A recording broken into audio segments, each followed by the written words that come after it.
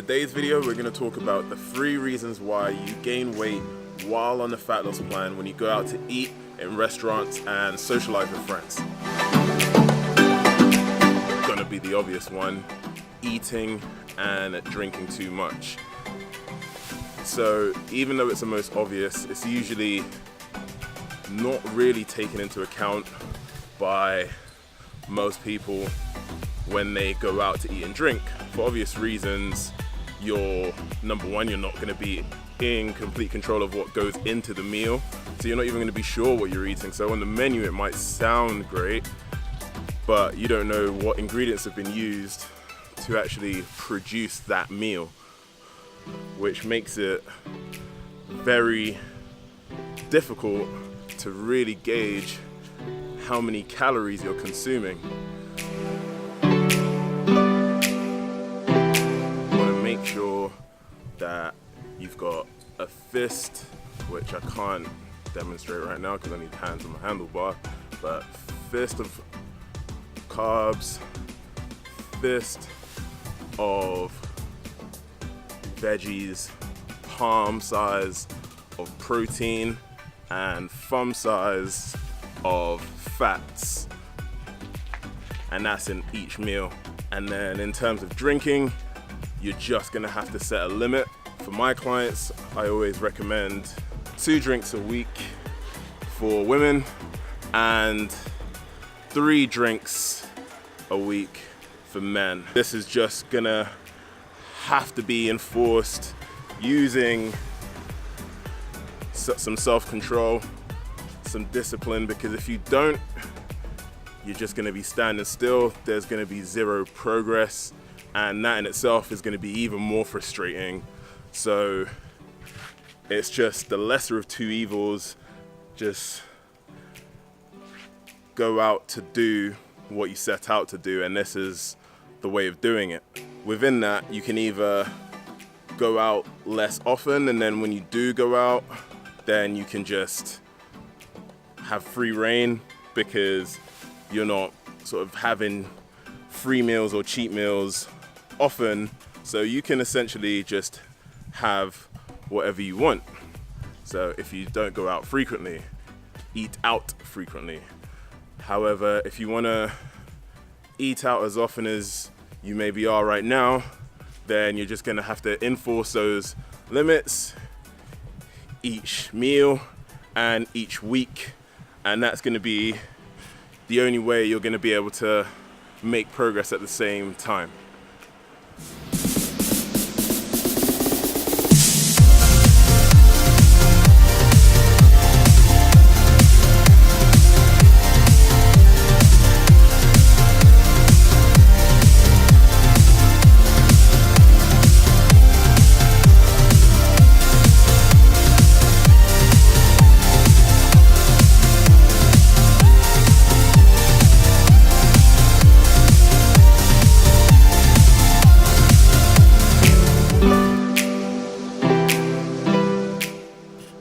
Another big reason for you gaining weight while on a fat loss plan and while eating out is carbs and salt causing unknown or some secret water retention.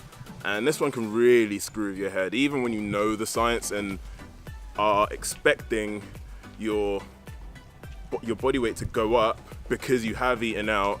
It can really mess with your head because it's quite dramatic, the levels of water retention that can occur when you combine carbs and salt, which individually on their own can both be responsible for creating water retention, but when you combine the two, like, you can literally put on kilos, multiple kilos overnight. Carbohydrate intake can lead to water retention, and this is because of the way carbs are stored in our bodies. This isn't necessarily a bad thing, as some stored carbs do play a role in providing energy between meals, but some of the carbs you consumed are stored in the form of glycogen, and for every 1 gram of carbs stored in the body as glycogen, there is approximately 2 to 3 grams of water retained. Glycogen is stored in your liver and muscles where it can quickly turn into glucose to provide energy for when you need it.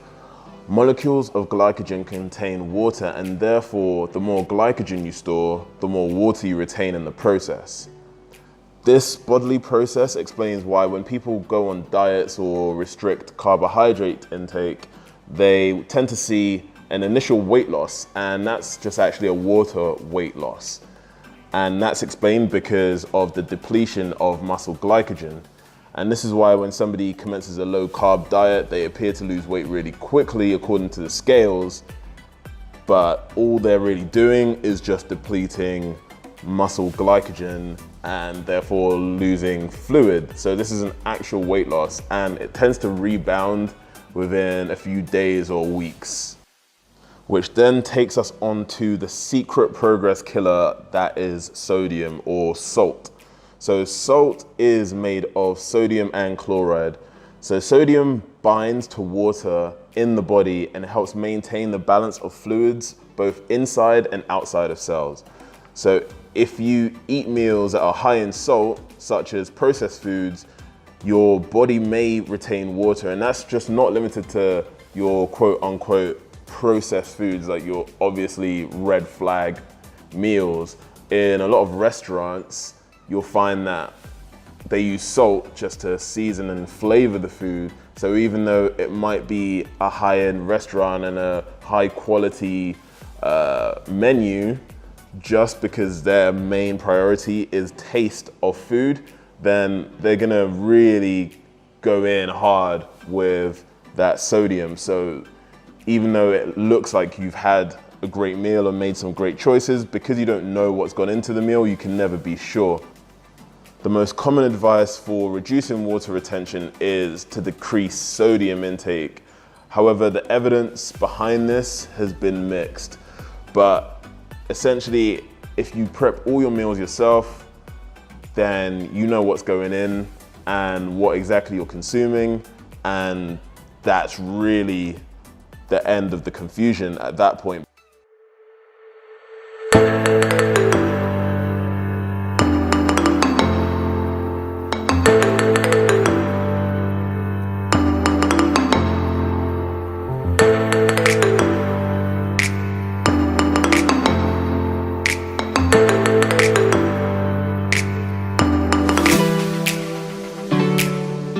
Reason number 3 is emotion.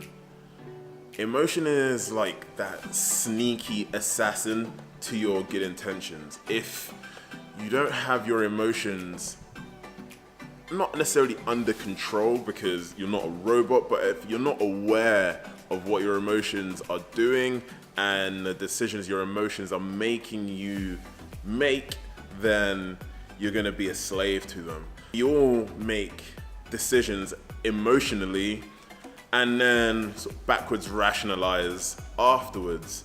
And that's with everything. When you decided to lose weight, you did so because you wanted to feel better about yourself for whatever reason. Everybody's got their own reasons, whether it's they want to be faster, stronger, leaner, more attractive, more confident. But usually those reasons are founded in an emotion that you want to feel.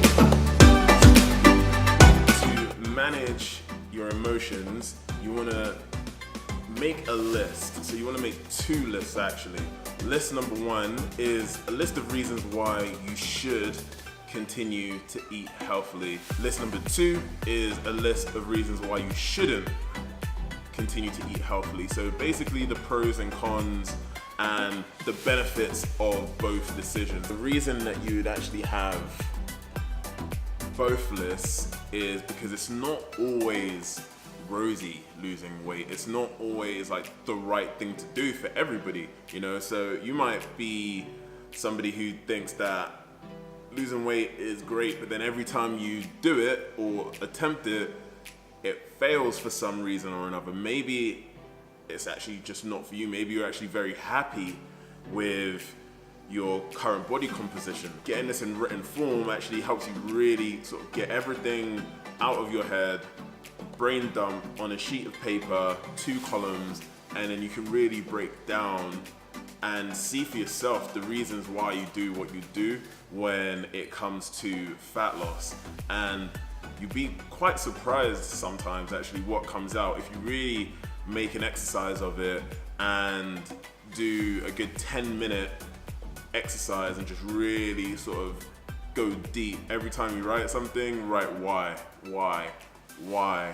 and just keep going deeper and deeper and deeper, and you'd be surprised what comes out.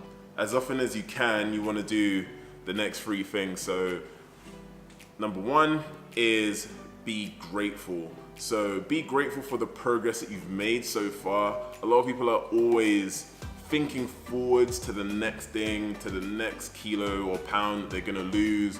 And you might have been doing this for a few weeks or months or years already and made a ton of progress all by yourself, and you just forget about it and you just want the next thing and the next one and the next one and the next one.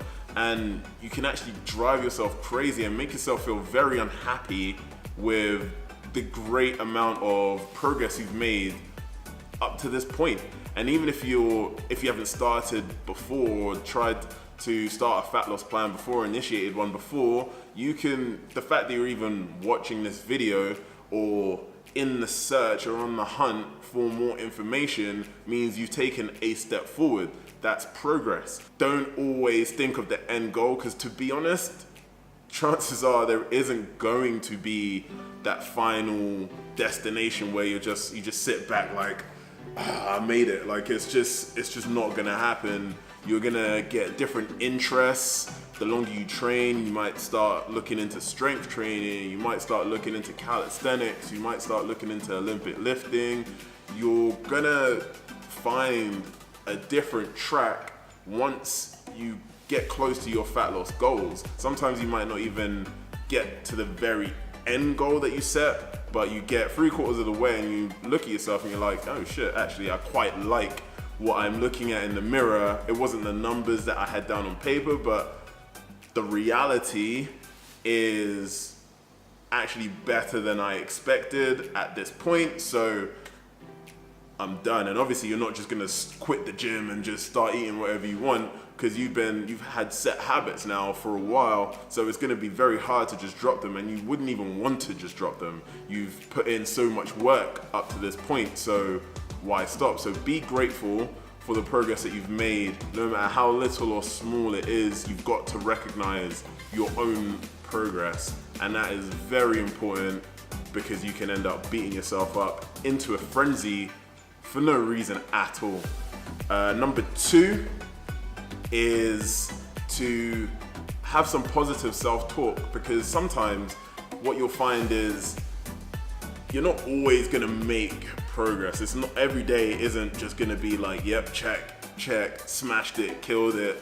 Like, you know, you're not gonna be able to just do that every single week. There are gonna be weeks when you go out to eat a meal with some friends and you just kind of blow it, or even you just kind of don't even feel like it. And rather than say, forget this isn't a plan for me, like I can't do this is so hard, just think, okay, cool, I'm gonna chill on this one, but then be very honest with yourself. Don't just say this, but I'll do this next time. I'll do it next time. I'll control my calorie intake to 2 drinks or 3 drinks next time, definitely guaranteed. Just keep it positive, then move on. Don't dwell on it if you've made a mistake, because again, you're just gonna get into that negative cycle and you're not gonna feel good about what you're doing and about the efforts that you're making, and you're gonna focus on one tiny mistake that you've made and then blow it out of proportion and just throw everything out and quit, which is just completely pointless. And when you put things in perspective, you'll realize that one little slip up is just insignificant. Even if it's a big slip up, it's like one event out of many. Like, nobody cares. It won't even matter. So you've got to be able to have positive self-talk And then the final one is get around people with similar goals to you. It's very hard to be an island and try and make progress in anything all by yourself.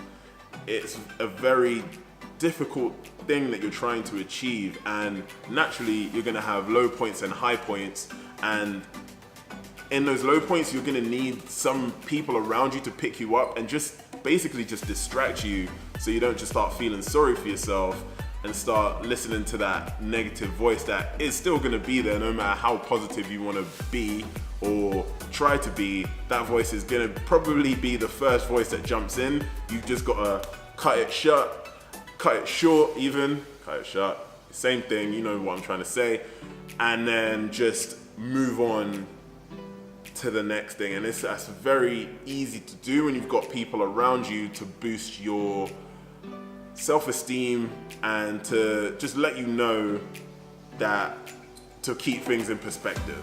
Thank you for watching today's video. If you're interested in fitness, as I assume you are, then you're gonna wanna try and maintain your fitness while you're on holiday.